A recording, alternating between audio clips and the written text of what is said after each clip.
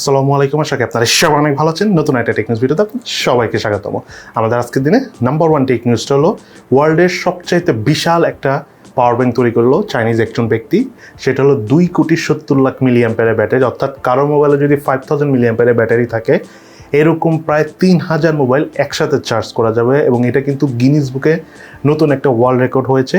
এবং এই পাওয়ার ব্যাংকটি রিসেন্টলি আর কি ওপেন করে দেওয়া হয়েছে। এটা আসলে কমার্শিয়ালি সেল করার জন্য তৈরি করেনি, একজন জাস্ট তার নিজের শখের জন্য এটা তৈরি করেছে। ভেরি ভেরি ইন্টারেস্টিং, আমার কাছে খুব মজা লেগেছে। এবং এটা কিন্তু অনেক বড় একটা সাইজের পাওয়ার ব্যাংক।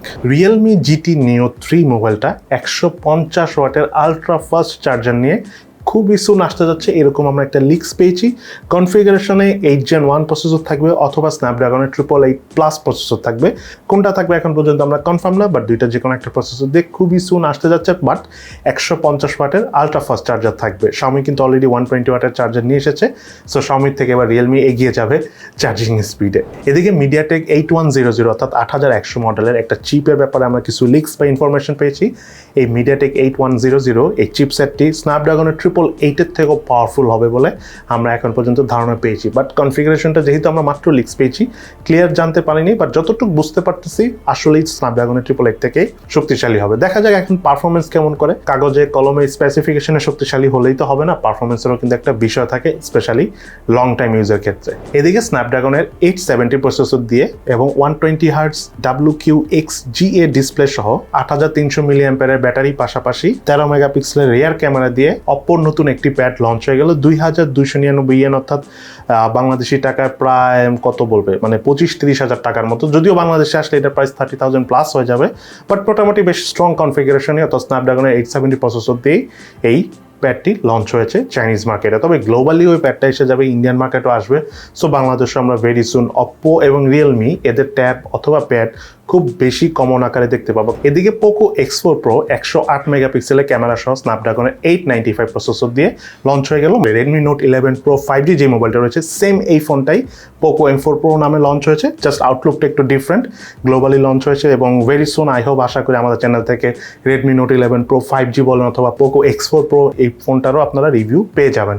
এবং এর পাশাপাশি বাংলাদেশে আগামীকাল অর্থাৎ মার্চের 1 তারিখ থেকে এখন পর্যন্ত আমরা যে ইনফরমেশন পেয়েছি তাতে যেটা হলো, আপনারা এখন মোবাইলে যে ইন্টারনেটটা কিনছেন সেটা কিন্তু একটা মেয়াদ থাকে। আগামীকাল থেকে সেই মেয়াদ সিস্টেমটা থাকবে না, অর্থাৎ আপনারা যে ইন্টারনেট প্যাকেজটা কিনুন না কেন, যতদিন পর্যন্ত সেই প্যাকেজটা থাকবে ততদিন পর্যন্ত আপনারা সেই প্যাকেজটা ইউজ করতে পারবেন, অর্থাৎ মেয়াদটা উঠে যাবে।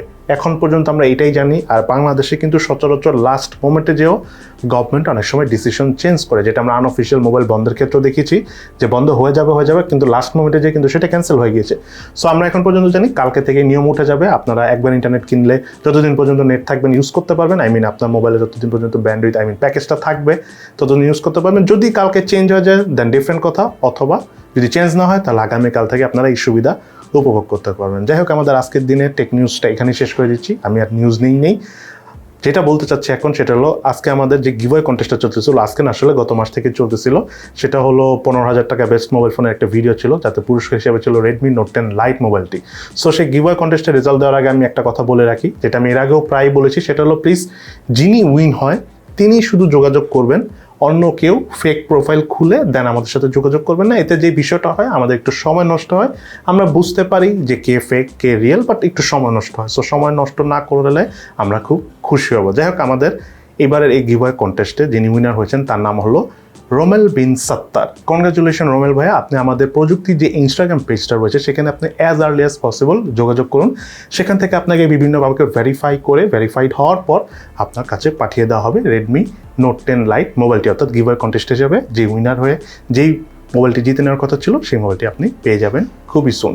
সো আজকে তাহলে পর্যন্ত সবাই ভালো থাকেন, সুস্থ থাকেন, ইনশাআল্লাহ দেখা হবে ফিউচারে।